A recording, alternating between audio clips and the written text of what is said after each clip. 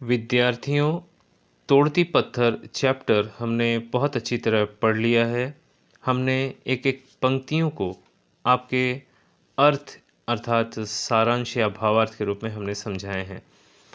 अब हमारे सामने शब्दार्थों की जो श्रृंखला है उसे हम पूरी करेंगे। तो शब्दार्थ हमारे सामने हैं, एक एक कर हम उन्हें अर्थों को जानने की कोशिश करेंगे। पहला शब्द है पथ, अर्थ है राह। दूसरा शब्द है नत, अर्थ है झुके हुए। इसके बाद है गुरु, अर्थ है भारी या बड़ा। इसके बाद शब्द है अट्टालिका, अर्थ है ऊंची इमारत या अटारी। अगला शब्द है दिवा, अर्थ है दिन। छठवां शब्द है ढुलक, अर्थ है नीचे की ओर बहना। सातवां शब्द है श्याम, अर्थ है काला। अगला शब्द है कर्मरत, अर्थ है कार्य में लगा हुआ। अगला शब्द है प्रहार, अर्थ है चोट। इसके बाद का शब्द है प्राकार, अर्थ है चार दीवारी। 11वां शब्द है सुघर, अर्थ है सुघड़, सुडौल या सुंदर। 12वां शब्द है सीकर, अर्थ है पसीने की बूंदें। अंतिम शब्द है अट्टालिका। वास्तविकता में यह शब्द हमें वर्तनी की सूचना देता है। आप यदि देखेंगे तो शब्दार्थ के अंतिम में एक वाक्य भी लिखा हुआ है जो इस तरीके से है, इन्हें ऐसे भी लिख सकते हैं, और सामने शब्द दिया है अट्टालिका।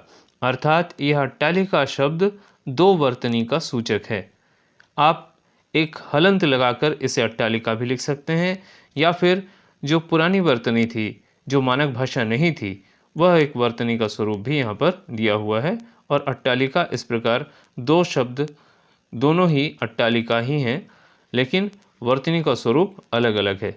पहला वाला जो स्वरूप है वह मानक भाषा का है, और दूसरा वाला जो स्वरूप है वह अमानक भाषा को सूचित करता है। विद्यार्थियों, इस प्रकार हमने शब्द के अर्थों को अच्छी तरह समझने की कोशिश की और उसे समाप्त किया।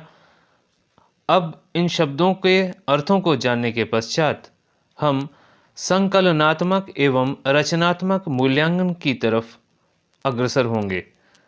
इसका अर्थ है पाठ से संबंधित प्रश्नों के उत्तरों को प्राप्त करना। तो इस दृष्टि से सबसे पहला जो प्रश्न है, हम मौखिक के अंतर्गत प्रश्नों को हल करने की कोशिश करेंगे। तो मौखिक में सबसे पहला प्रश्न है, कवि ने स्त्री को कहाँ देखा था?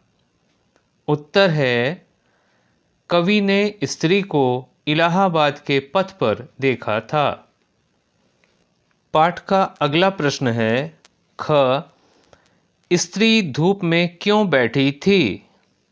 उत्तर है, उसके आसपास कोई छायादार वृक्ष नहीं था, उसे पत्थर तोड़ना था, इसलिए वह धूप में बैठी थी।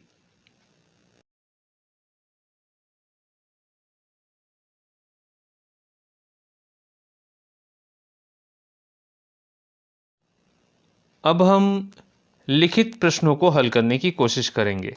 तो लिखित के अंतर्गत पहला प्रश्न है, स्त्री क्या तोड़ रही थी? उत्तर है, स्त्री पत्थर तोड़ रही थी।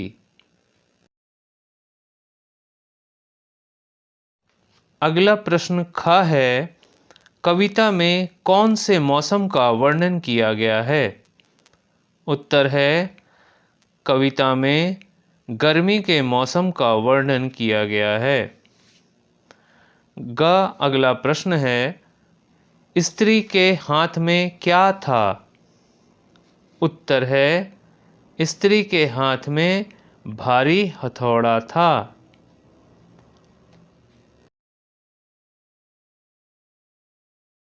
अगला प्रश्न घ है, धरती किसके समान जल रही थी? उत्तर है, धरती रुई के समान जल रही थी।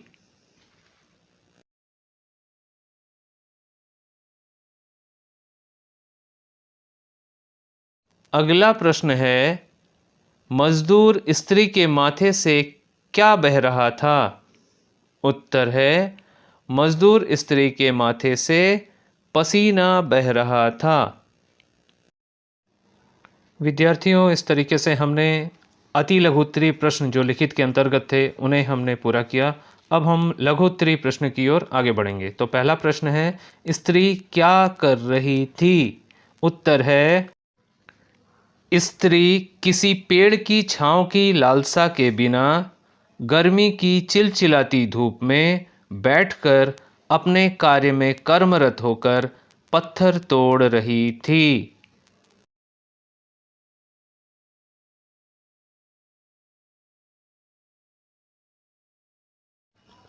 अगला प्रश्न है, कवि ने स्त्री की कर्मठता का वर्णन किस प्रकार किया है? उत्तर है, गर्मियों की चिलचिलाती धूप में बैठकर भारी हथौड़े से पत्थर तोड़ते हुए स्त्री पसीने से लथपथ होकर भी अपने कार्य में लगी रहती है। ऊंची ऊंची इमारतों का शौक भी उसे अपने कार्य से विचलित नहीं करता है।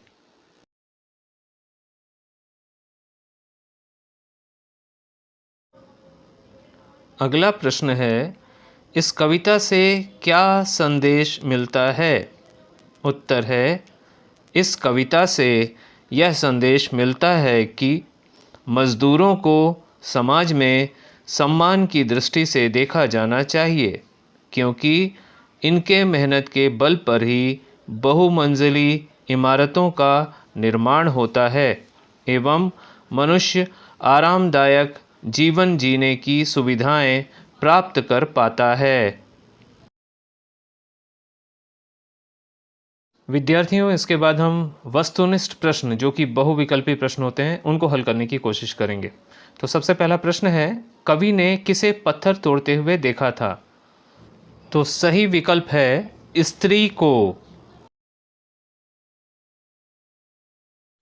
अगला प्रश्न है, स्त्री किस वृक्ष के नीचे बैठी थी? तो सही विकल्प है बिना छायादार।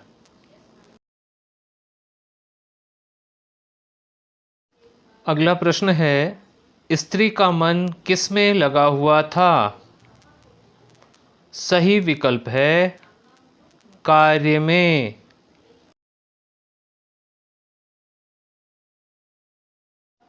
अंतिम प्रश्न है, धरती क्यों जल रही थी? इसका सही विकल्प है गर्मियों में लू चलने के कारण।